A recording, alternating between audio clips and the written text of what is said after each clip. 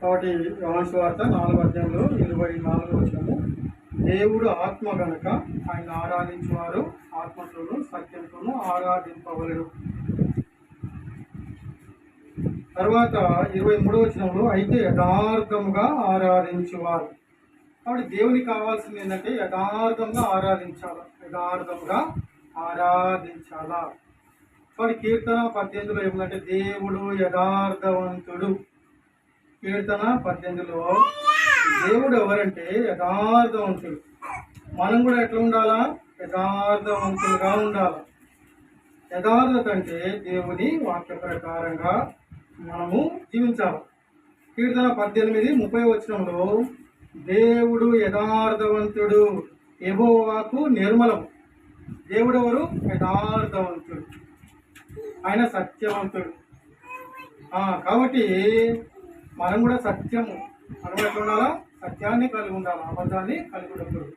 దేవుడు యథార్థవంతుడు కనుక మనం కూడా యథార్థంగా ఈ లోకంలో జీవించాల.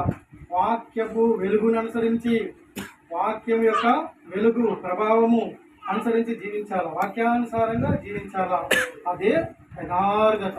మన స్థితిని మనం ఒప్పుకొని మనము దాన్ని విడిచిపెట్టి వాక్యానుసారంగా లోకంలో జీవించాలా. అదే యథార్థత. అయితే దేవుడు ఏం చేసినాడు? దేవుడు నరులని యథార్థవంతులుగా పుట్టించినాడు. అయితే వారు వివిధ తంత్రాలు కల్పించుకున్నారు. ప్రసంగి గ్రంథము 7వ అధ్యాయం మాట చదవండి, తీసినాలు. అయితే దేవుడు నరులని యథార్థవంతులుగా పుట్టించినాడు. అయితే మానవులు ఏం చేసినారు? వివిధ తంత్రాలు కల్పించుకున్నారు. కాబట్టి దేవుడు యథార్థవంతుడు కనుక మనల్ని కూడా యథార్థవంతులుగా పుట్టించినాడు. చదవండి. ఒకటి మాత్రం నేను కనుగొంటిని, ఏమనగా దేవుడు నరులను యథార్థవంతులుగా పుట్టించను గాని వారి వివిధమైన తంత్రములు కల్పించుకొని ఉన్నారు. కాబట్టి ప్రసంగి 7 చివరి వచనంలో ఇది ఒకటి మాత్రం నేను కనుగొంటిని, ఏమనగా దేవుడు నరులను యథార్థవంతులుగా పుట్టించను గాని వారు వివిధ తంత్రమును కల్పించుకొని ఉన్నారు. తంత్రములు అంటే సొంతంగా ఏర్పాటు చేసుకున్నారు. అయితే దేవుడు ఏంటంటే దేవుడు యథార్థవంతుడు కనుక మనం యథార్థంగా ఉండాలా, వాక్యానుసారంగా ఉండాలా. ఉదాహరణకు సమరేశ్వరి యేసు ప్రభువుని అడుగుతూ వచ్చినాడు, ఏమని? నీ భర్తను పిలుచుకొని రమ్మని.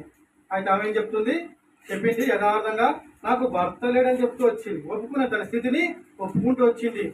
అయితే యేసు ప్రభు చెప్పిన మాట ఏంటి? నీకు 5 పెనిమిట్లున్నారు, ఇప్పుడున్నవాడు 6వ వాడు అని చెప్తూ వచ్చినాడు. అంటే దేవుడు హృదయమును ఆంతర్యమును సమస్తమును ఎరిగినవాడు. ఇక్కడ సమరేశ్వరి ఎట్లా ఉంది? సమరేశ్వరి ఒప్పుకున్నది.